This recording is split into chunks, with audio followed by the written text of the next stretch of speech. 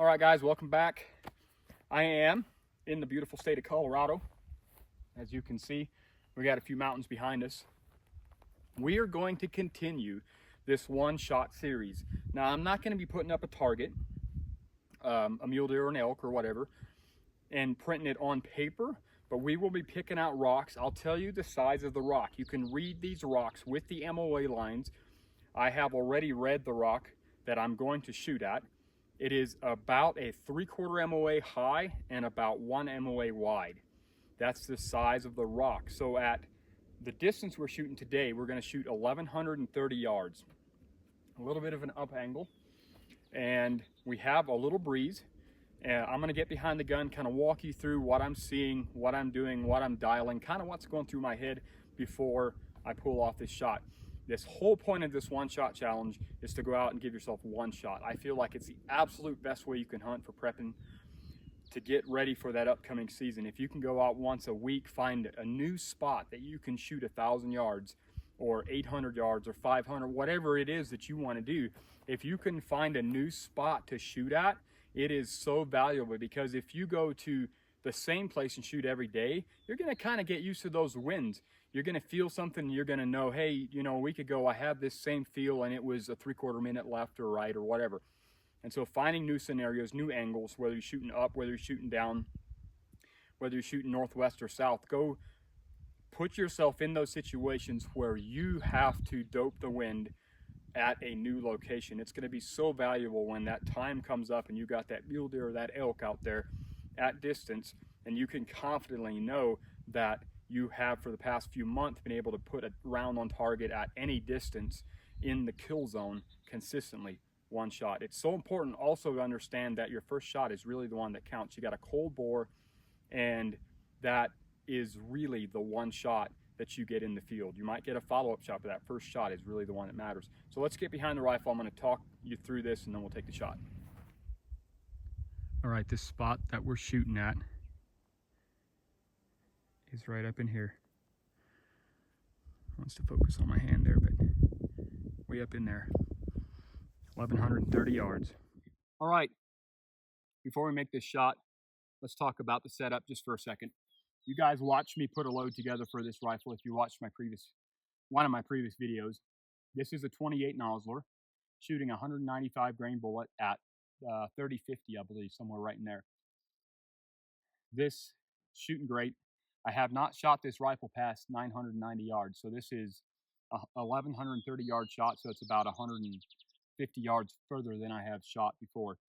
The 990 yard shot, if anything, we printed slightly high, so I'm curious to see if we're going to hit just a skosh high, and if we do, that means we're going to validate that down whatever we need to.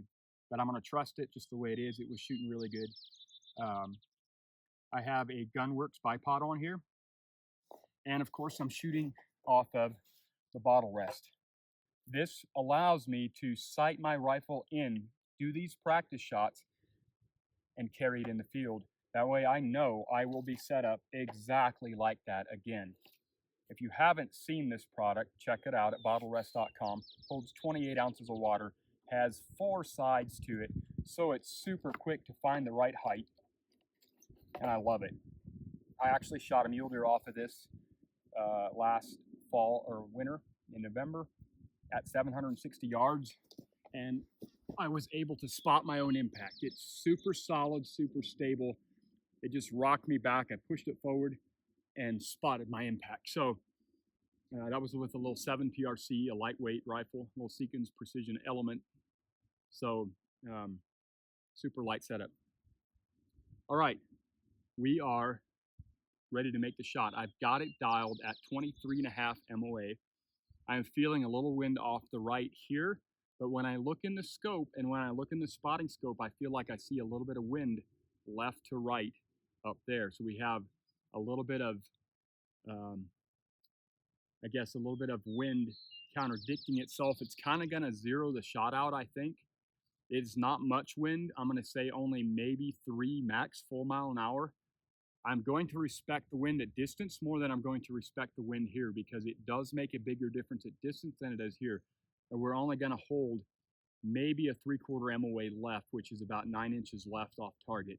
and we're going to put a round down, and we're going to see if we can make one shot and one kill. All right, here we go.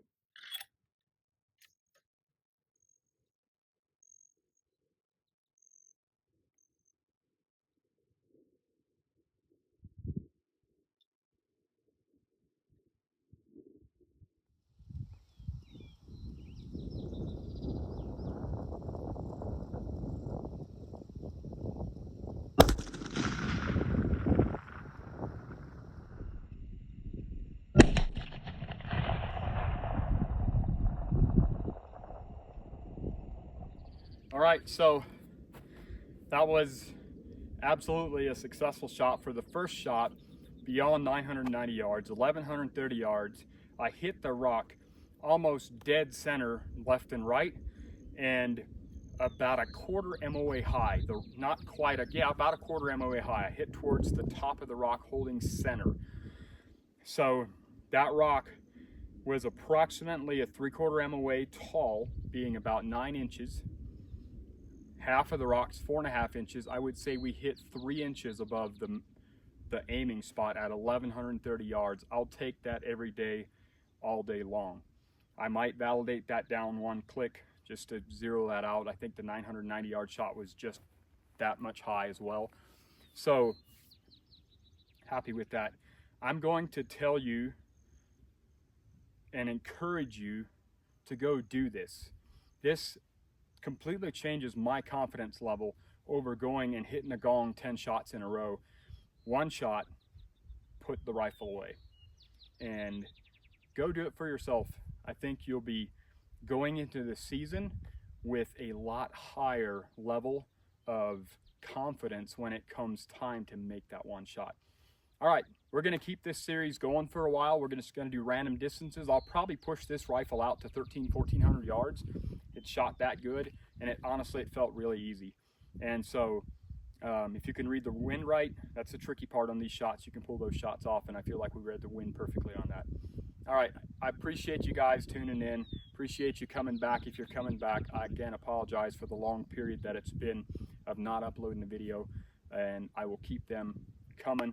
You can probably expect something every week, maybe every other week. I don't really have a scheduled time, but I appreciate you guys. Stay tuned, subscribe if you want to stay up to date on the videos. When I drop them, you'll see them. We're going to do more of these one-shot challenges and talk you through them. Thank you all so much. See you next time.